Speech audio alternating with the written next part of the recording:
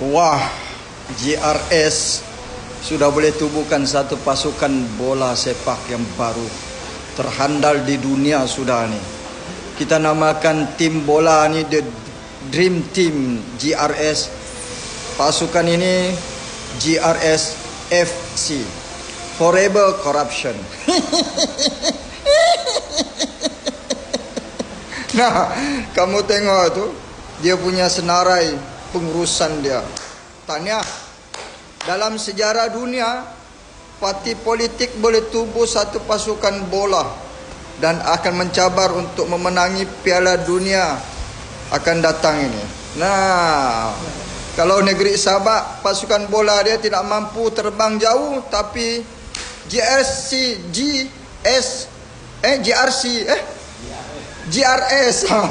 terbalik GRS FC Forever Corruption ini menggemparkan. Kita ingat 9 saja, rupanya 15. Nah, Sigapari kaya 1,78 juta. 3 orang daripada staf presiden, 2 timbalan presiden, 3 orang daripada PBS, presiden, pemangku. Nah, timbalan, apa kamu kerja ni? Rakyat Sabah tidak cukup makan, tidak cukup duit. Mau simpan duit 1 bulan 100 dalam simpanan pun susah. Kerja 1,000 mau dapat gaji sebulan pun susah. Kamu punya kerja ni mencuri, merompak, merasuah saja kah? Gila punya orang kerja kamu ni. Hoi. Rakyat Sabah kalau tidak sedar lagi ini GRS paling lemah ni, kita tidak tahu lah. Jadi pagi ini kita ada ceramah di Kunak, Kampung Kunak 3. Saksikan secara live Atan Likas. Kita akan bongkar The Dream Teams GRS FC.